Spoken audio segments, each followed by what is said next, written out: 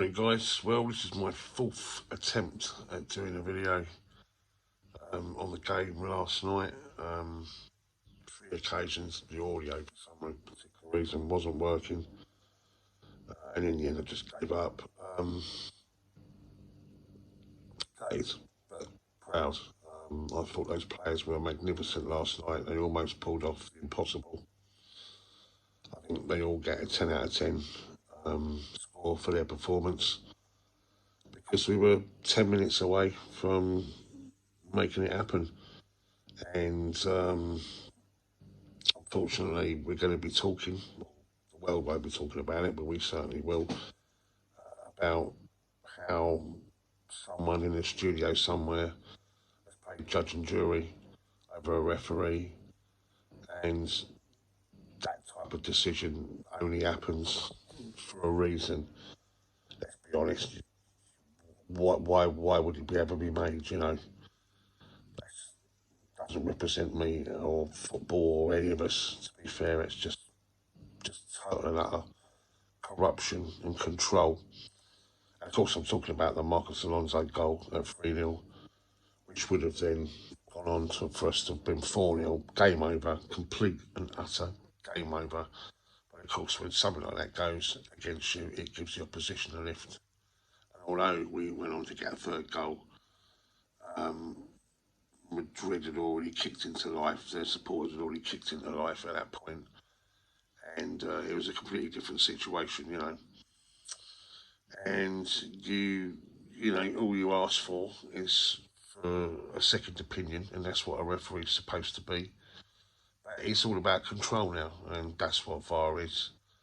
It destroys the absolute beauty of what football is, a game of chance where situations happen, spontaneous reactions to spontaneous moments. And that is the beauty. And of course, the powers that be in 2020 to 21, 22 onwards, it's all about taking back the power, and being a judge and a jury on everything. And you can't even celebrate a goal now. Again, they've taken that away, that in the beauty of that moment, where we all kind of come together, and they've completely and utterly destroyed it, because now it's not about referees even refereeing games anymore. It's about someone somewhere, some making a decision that can completely and utterly just change things because they can, and they can't have us or the public, the people's game, having that moment, that uncontrollable moment, so got to take that back, because they've got to have the power of making that decision and deciding whether they can allow us that moment or not. And let's be honest, we had a terrible week with the Brentford and the Real Madrid first leg, and we all know where it all went wrong in the first leg at home at Stamford Bridge. That last goal of theirs was an absolute out-and-out killer. But we were still in the tie. I think we all knew we was in the tie, because we know how good we can be on the day, and we were certainly better than Real Madrid. That's for sure. And the players went out there and they attacked from the off. And 22 shots on the day. We had possession of the ball against Real Madrid, by the way, in the Bernabeu. And Mason Mount puts us one up. Lovely, absolutely lovely goal. Perfect timing going to the break. And then Antonio Rudiger, 2-0. The tie now is, turned on its axis. It's now level your devils. And then, of course, we go into the controversial moment where Marcus Alonso is to have handballed the ball. I mean, come on. I mean, is that what we're really talking about now?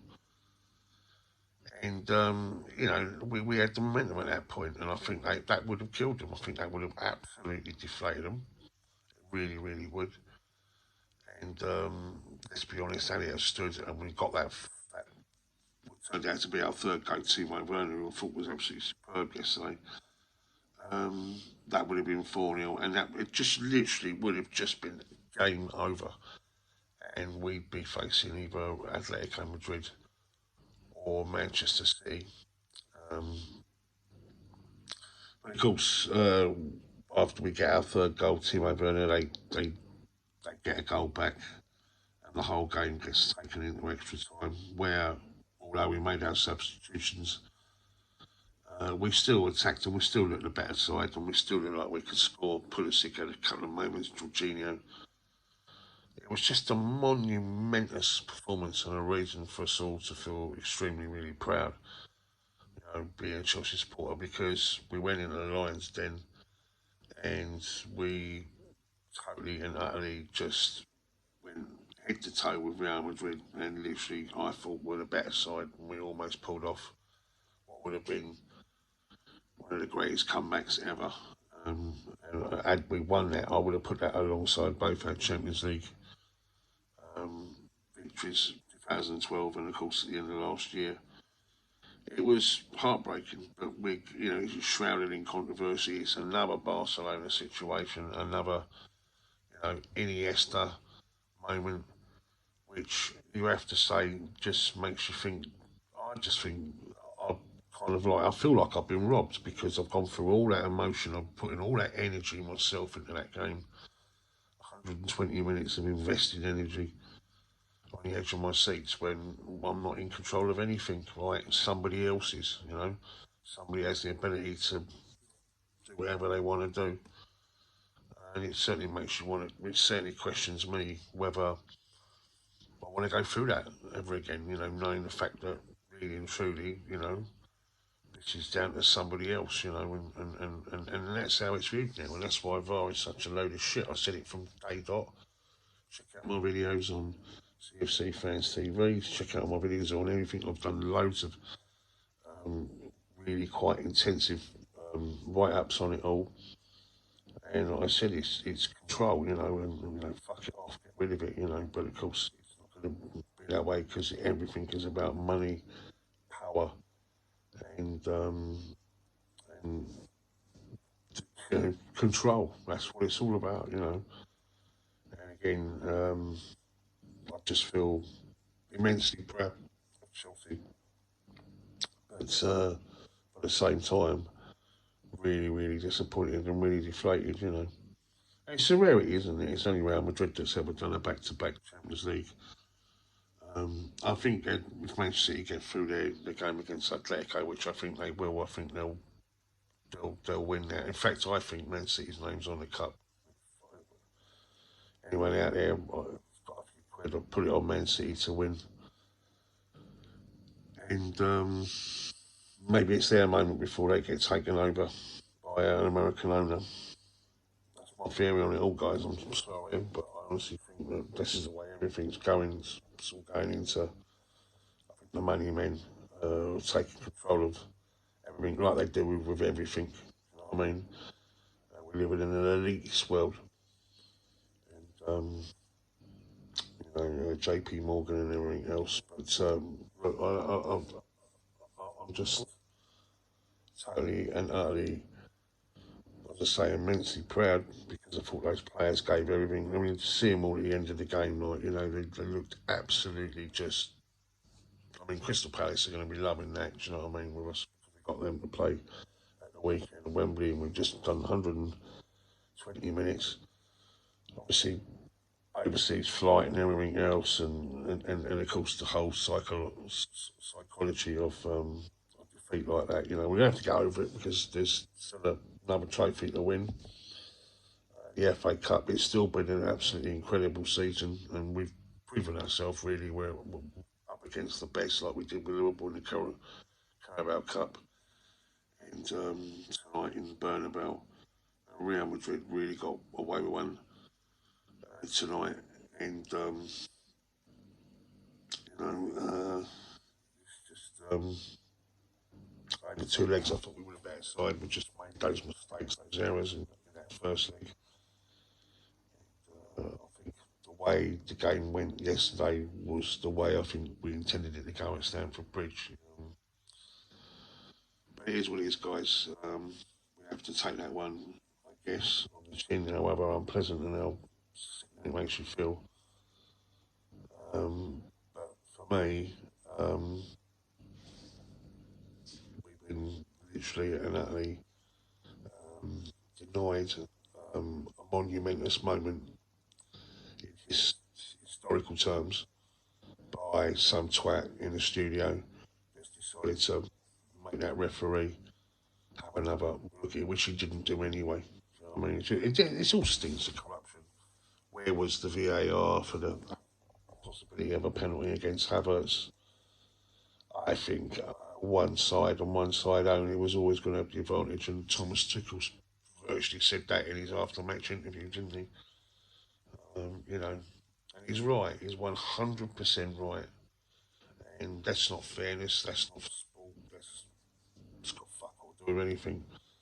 As I say, I don't like the thought process that I'm a fucking pawn for 120 minutes having to sit through that, investing in my emotional energy. Um, because I love my fucking football side.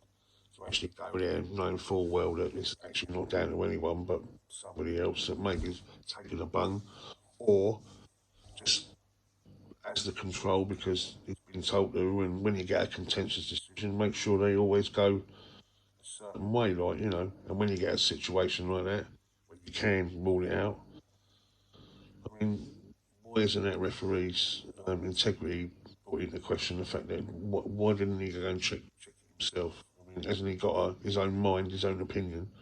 And it was such a pivotal moment too, you know. But listen, I no doubt there's going to be people out there that are going to think, you know, sour grapes and, you know, salty about everything else. And the modern football fans, do not piss me off right now, and their pundits, fucking Jamie O'Hara, fucking laughing all over talk sport. I don't know, it's just shit, isn't it? The way people are, you know. Um, Far cry from what it used to be, let's put it like that. Anyway, guys, two great performances. Southampton, I didn't do a review. Fantastic performance at Southampton. We could have got 10, 11. Timo Werner's proven um, what a really good player he is, which we knew actually last season. Had too many opportunities this year, you know, in terms of first choice and all that. Um, hit the bar, post, 3 times, you know, 2 goals. Mason Mount, fantastic, 2 goals and an assist. And those players tonight, you know, absolutely superb. You know, it's a shame that it just leaves a real sour taste. You know, it is what it is. Anyway, guys, I'll speak to you soon, and see you at Wembley for Palace in the FA Cup semi-final.